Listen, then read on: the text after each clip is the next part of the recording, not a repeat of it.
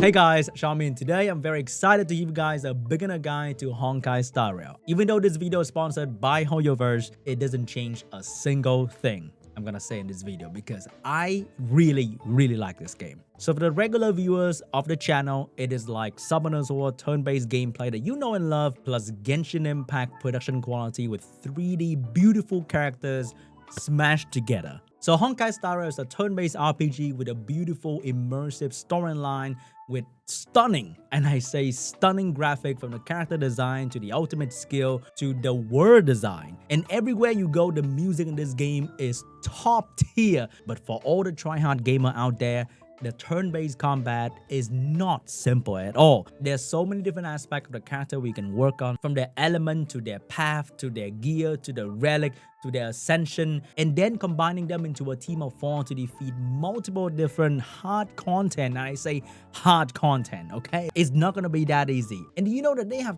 top tier voice acting in both Japanese, Chinese, English, and many other languages for the story? And that is incredible. You don't have to read. In all these other mobile games, you have to read the story. Who wanna read the story? But let them voice it out for you. And the voice acting, mwah, incredible. So with all that, I would love to give you guys a quick beginner guide so you can start strong in Honkai Star Rail. It's going to be a link down below for you to download to support the channel at the same time. So if you love what you see, use that link down below. The first biggest question, do you have to reroll in Honkai Star Rail? Personally, I would not reroll in this game, because the re-rolling takes so long. It is very inefficient. It takes like 30 minutes to do. I would never spend my time that way. I would rather just go in, enjoy the story, enjoy the character. There's so many things, like Servo right there. She's just vibing, okay? And you should be vibing with the characters and the story and the gameplay as well. Don't re-roll. It is a huge waste of time, unless you really want one single character. If you love Himiko that much, okay, I can't blame you. If you love Bronya, then re-roll until you get that character. But I can assure you that with my 50 hours in the closed beta, you can beat everything with whoever you have, okay? You're gonna have a 5-star, you can have some 4-star, but it doesn't matter. Your main character or the free-to-play character that they give you are more than enough to beat almost everything in the game. So don't worry, okay? But if you have to reroll and you want my personal advice on who's the best character to reroll for, that's gonna be a whole different topic. But in short, I highly recommend Bronya. She's one of the best aggressive supporter in the game as a sub DPS as well.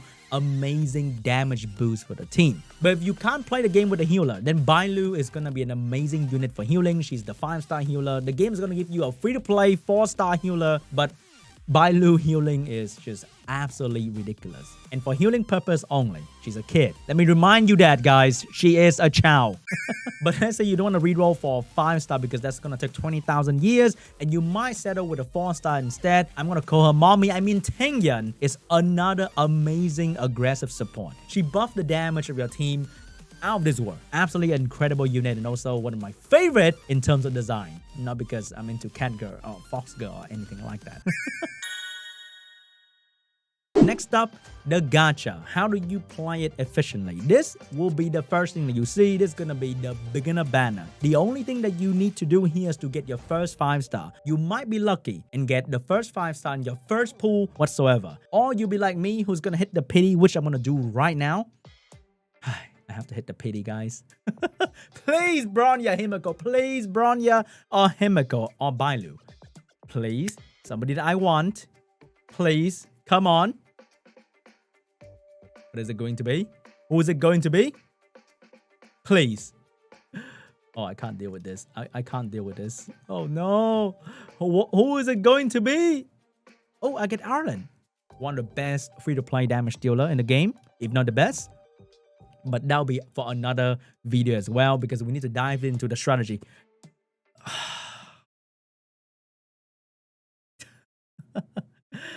I don't like her at all. After that, you have two different things. We have the event banner if you want to go for Zila, or you can go for the standard banner, which I wouldn't spend any of the premium currency in. If you get any of the normal pass, the Star Rail pass, you can spend it here, build up the pity, and get your 5-star when you hit the pity. But other than that, I will save all my premium currency for the event banner. If you don't like this character, then you can just save up for the next one, which is arguably better, because the rate up for the next banner is gonna be Tengyun, and I really really find her super important in this game. So once again, if you have this pass, spend it here. All the premium currency that you use for summoning, spend it on the event banner. You don't like any of the character over here on the event banner, save it, because the resources in this game that you can get is not going to be a whole lot, okay? So let's take a look at the combat, shall we? The turn-based combat of this game. So each character has 2 skills. We have the normal attack or the special skill. The normal attack will not consume the skill point, but the special skill will. So you have limited skill point. If you use a normal attack, you will build up the skill point for other characters to use their special skill. There's going to be no cooldown for this. So one character can mostly use normal attack and the other character can mostly use their skill. That's totally okay. If you build up the ultimate skill of the character, you can use them at any point in the battle. So I'm going to use the special attack, the ultimate skill of March 7, to use it in front of my main character who was about to move, and use an ultimate skill to disrupt, do damage to enemy, to heal, to buff, to do many different things. And then I'll use her special attack to destroy the enemy. You saw the break effect just now. Let me elaborate even further. So each enemy will have an elemental or multiple elemental weakness. For example, March 7 is an ice water character, but there's no weakness over there to her. But then Servo is a lightning character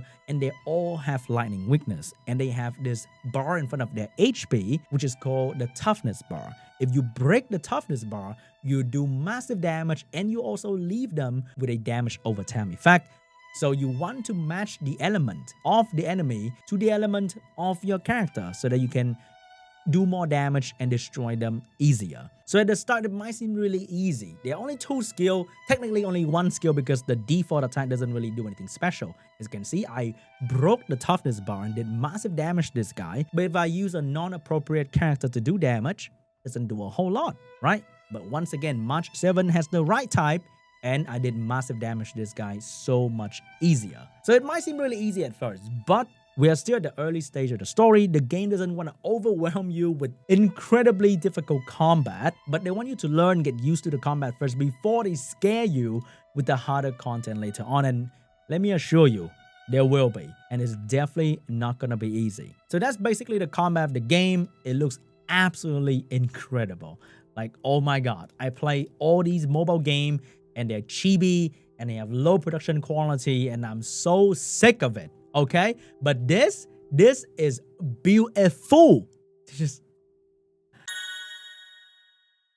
So that was the combat. Now let me give you a quick introduction to the character, their skill, all the different information that you're gonna see over here. So here is your character main page. You have all the different stats like HP, attack, defense, speed. And in turn-based games, speed is gonna be very, very important. So the speed stat will determine how often your character moves. Like in every other turn-based game, speed is gonna be very important. And then you have all the other sub-stats.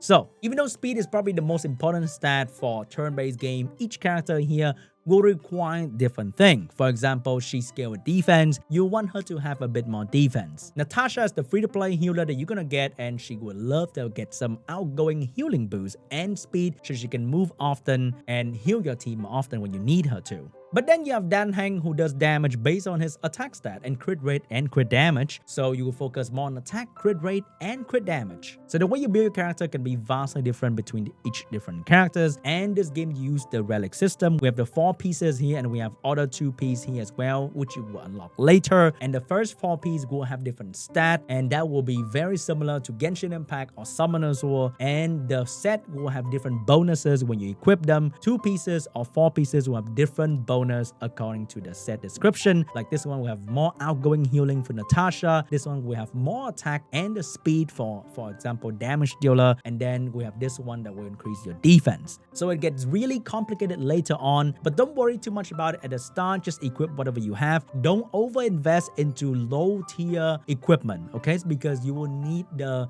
resources for the better equipment that you will soon get later on. You can get through the first stage of the story rather easily without too much investment into these lower tier equipment. Each character can also be equipped with a light cone. This will be the weapon in Genshin Impact, the artifact in Epic 7. This will be a separate thing from the relic. And each light cone will give you a different effect, but you have to equip the light cone that is suitable for your unit path. For example, the main character is belonging to the path of destruction. The path will be like the unit type or their job. So when your unit belong to a certain path, they will do certain thing. Like destruction is going to be like a bruiser unit, high damage, high survivability, or the hunt will be focused purely on single target damage, or abundance will be the healer's path. So each Lycon will belong to a certain path. You have to equip the matching Lycon to get the effect bonuses. Every unit can equip any Lycon for the stat only, like HP, attack, defense. At the start, feel free to ascend these Lycon and max them out because you get so many of them anyway, and they're gonna help you a lot before you get access to the 4-star or the 5-star Lycon.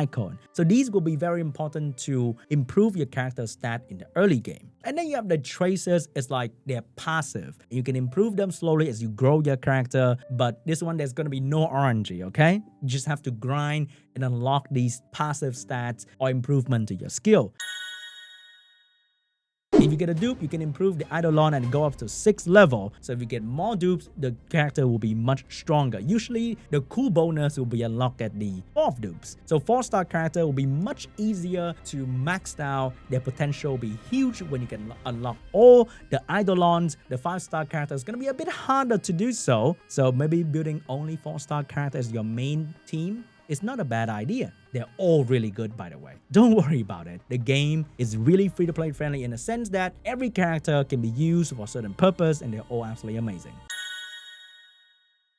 Before I leave you guys with too much information, here are some last quick advice that I have for you for general progression. The Trailblaze level will determine a lot of different things, especially the free rewards you're gonna get from talking to Pom Pom. Once in a while, you can always go back to the ship and talk to Pom Pom and ask him to check your Trailblaze level. Oh, he looks kind of sad.